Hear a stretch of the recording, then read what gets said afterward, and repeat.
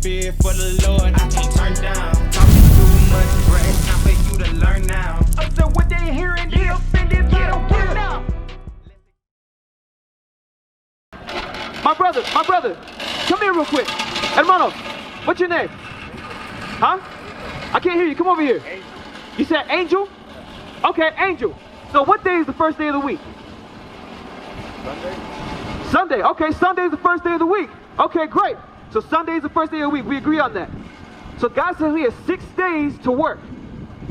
What day do people worship on? What day do people worship God on? What's the main day? Yeah, the main day. What's the holy day where everybody wants to go to church? Sunday. That's Sunday. That's what we're taught. Okay, again, you see what I'm talking about? Bring it up. You heard it was Saturday. But what have our people been taught in slavery? The day you just said. Right. Right? Your parents taught you Sunday is the day to go to church, right? Yeah. Right. That's what we were getting taught. But again, that's because the people came and colonized and said, no, this is what you're going to do now. Right. Let's see what God says. Read. But the seventh day is the Sabbath of the Lord thy God. So the seventh day, what's the seventh day of the week if Sunday's the first? Saturday. So Saturday is the Sabbath of God. Right. So let's see, did our forefathers go out here? Because Saturday is one of the days we work hardest. We work hard, we want to do the overtime, we want to go out and party, we want to go out and grill, buy some food, right? Let's see what God said about that. Again, this is going into the culture of the so-called black, Hispanics, blacks, and Native peoples, right? You're Hispanic? Mexican? Okay. You're not Mexican, you're an Israelite from the tribe of Issachar. Right. We're going to show you that. In it thou shalt not do any work, thou, nor thy son, nor thy daughter. So God said we're not supposed to do any work. But again, if you want some good overtime, what day do you want to do that on? Saturday, right? He said Saturday. But what did God just say? Now, what did God just say? Not to do on Saturday. He said not to work. Why do we think that's the best day to do it? When were we taught these things? Is that something that our people kept before we were conquered? Judith 5:21. No. Go to Judith 5:21. We got to be able, the reason why I'm pointing this out is because we got to be able to see what our forefathers did, where we come from, and what was imposed upon us, what was forced for us to do. We got to start asking questions about who we are. Because if we keep going and doing everything that we've been told in our lives, just as we've been brought up, we're going to continue to be at the bottom as a people. Right. We're going to continue to suffer from these gang violence, right? Read. Judith chapter 5 and verse 21. But if there be no iniquity in their nations, let my Lord now pass by, lest their Lord defend them, and their God be for them, and we become a reproach before all the world. See, look, the other nations did this. When the Spaniards, the conquistadors came over here and colonized your people, they said, we're going to change their culture. We're going to stop them from wearing fringes. You look, your forefathers used to wear fringes on their clothes. Women used to wear dresses. We're going to stop them from doing that to keep them in sin, because we know if they do that, their God is not going to be working with them. Right. They're going to follow after our culture. That's right. And they're going to be okay with being at the bottom. Because we're going to teach them a false sign of hope. And they're going to say, I'm blessed, I'm okay as long as I give my money away. Right. But I don't have to do anything else. Meanwhile, you're getting further and further from the greatness that you once had as a people. That's right. So they did these things to separate us from who we are as a people. That's what we got to understand. So you're not a Mexican. Mexico means center of the moon. Right. Or the rabbit's navel. Do you come from a rabbit's navel, rabbit's belly button? You said no. So why do you call yourself Mexican? Right. That's what you call yourself. Hispanic means property of Spain. Right. Why do you call yourself that? Gotta ask these questions, my brothers. Right. You are Israelites from the tribe of Issachar, all right? So check this out. We gotta really ask ourselves these things. We gotta say, okay, so if they're lying to us about these things because they want us to be at the bottom, what else are they lying to us about? Bring it up. If they're telling you, go to Deuteronomy. We're about to come back. Go to Deuteronomy 28, verse 46. Right. Or 48. We gotta understand, we send our kids to school systems run by what people? Are they run by Mexican people? No? White people. Right, bring it Who up. runs our school systems? Who sets it up? Whose system did we follow? Right. White people. Don't be afraid to say it. Don't be, because they're not afraid to admit it either. They're proud of that thing. Right. But now we got to ask ourselves, if they stripped us of our culture, and they took away your identity so that you don't know what day you're supposed to worship God on, being the Sabbath. If you don't know how you're supposed to dress and conduct yourselves, if you don't know how to deal with one another, what are they giving you? Listen to this. Read that. Deuteronomy chapter 28 and verse 48. Bring it out. Therefore shalt thou serve thine enemies which the Lord shall send against thee. Stop. What did God call them? Say it again.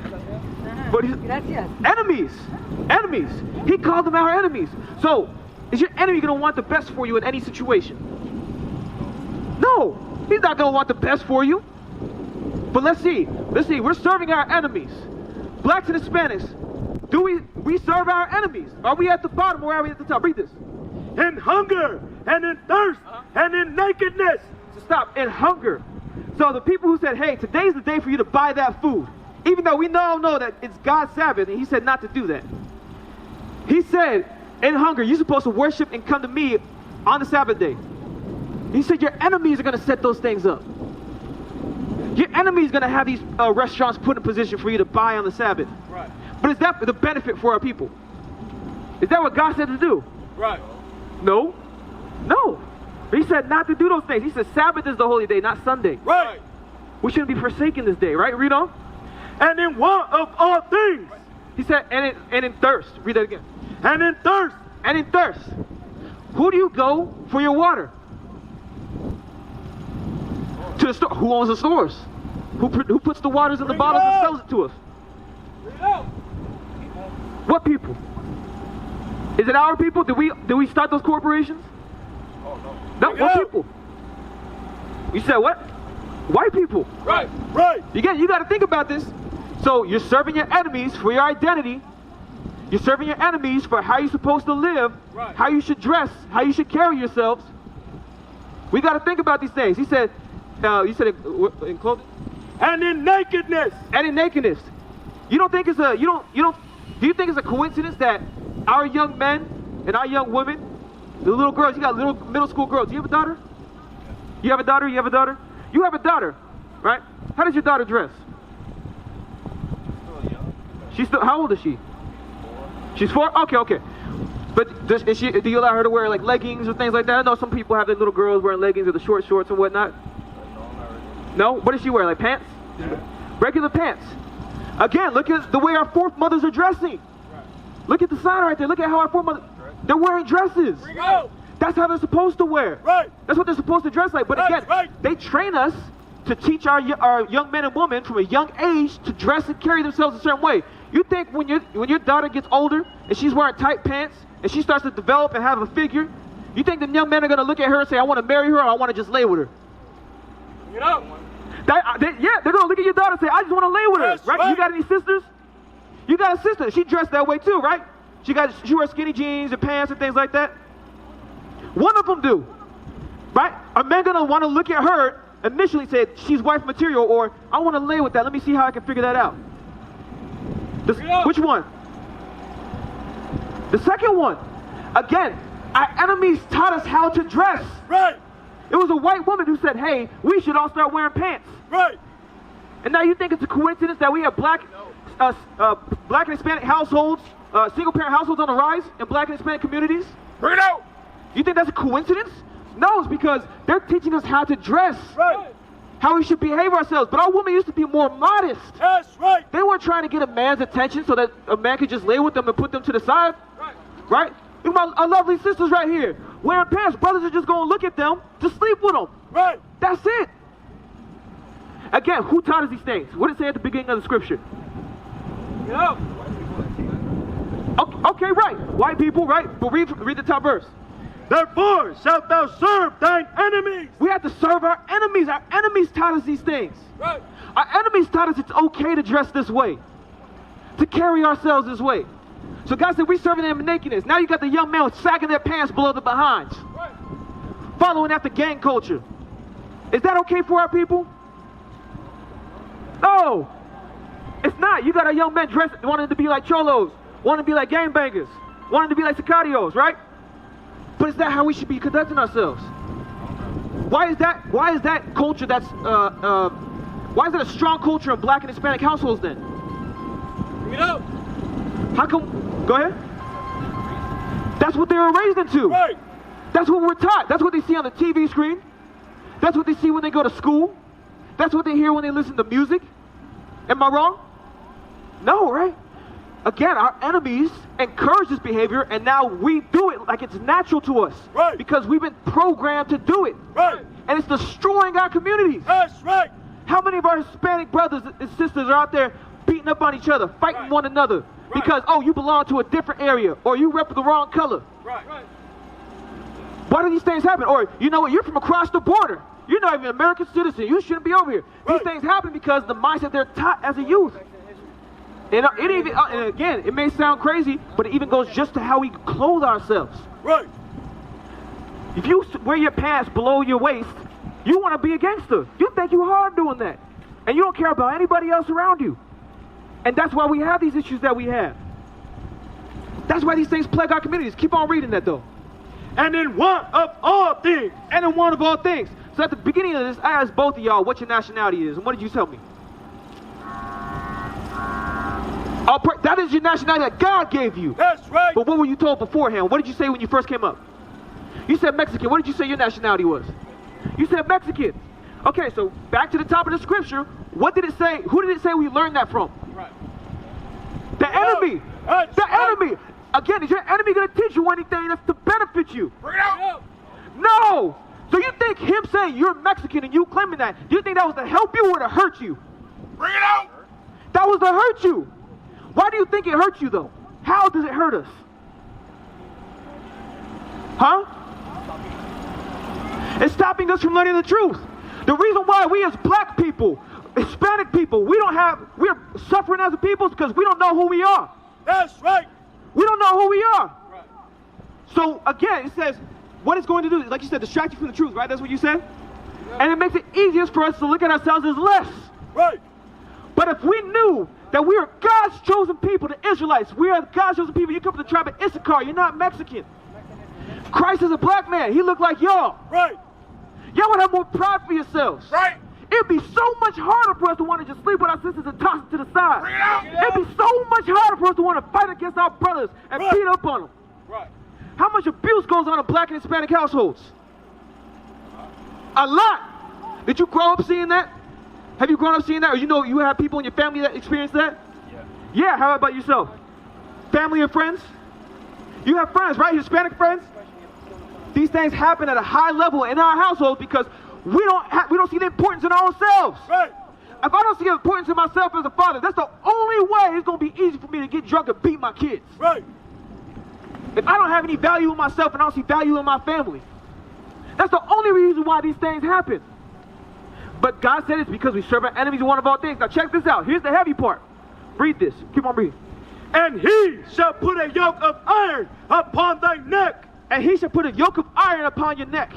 Look at this right here. Both of y'all, come closer. Come closer. Look at this. Look at this. You see how they bound up? You see how they tied them down? You see over here looking at these signs? You have black and Hispanic men and women in chains. You have black and Hispanic men and women in chains. Come over here, bro. Come over here. Come on this side so they can see it. You have black and Hispanic men and women in chains. This happened historically. Right. Hold it up in the air. This happened historically. So check this out. What was your name again? Angel and Victor. So Angel, Victor.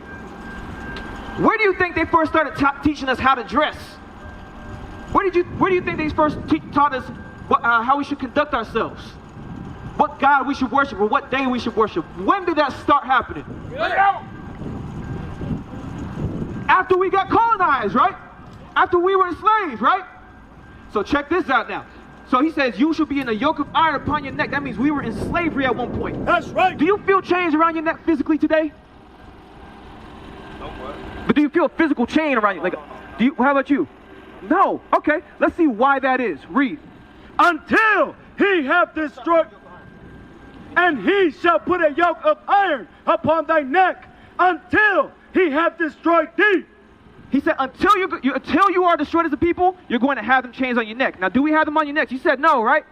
So what does that mean about us as a people? We've already been integrated. We've already been destroyed. That's right. We believe these lies now. Now you believe you're a Mexican when they tell you that instead of an Israelite from the tribe of Issachar. That's right. Now you believe it's okay for you to just sleep from woman to woman and have a girlfriend. Now you believe it's okay for you to dress your young daughter up in skinny jeans and leggings and tight pants and clothes, and it's okay for our sisters to do these things, to not have value in themselves, because we were taught that as our enemies. Now it's just instilled in us. Now it seems natural to us, because we've been disconnected from who God said we are. You're God's chosen people, my brothers. That's right. Y'all are kings on this earth. Right. But y'all gotta come back to it so you can better your household. Do you want people to come after your daughter like that? You want a man that's gonna treat her right. Right. Bring a right family and raise a family up, right? You want a man to treat your sister like that? No! No, heck no! That would bother me to my core, seeing a brother treat my sister like that. But again, that's the only way that's gonna happen is if you understand that you're an Israelite, not a Mexican. Right. The only way that's gonna change is if you keep God's commandments and you teach your family to do so. Teach. Until we do that, these things are going to continue to happen. That's right. What is a nation? Nation is family. Nation is community. Nation is men leading by example. Nation is women's support. Nation is children with roles.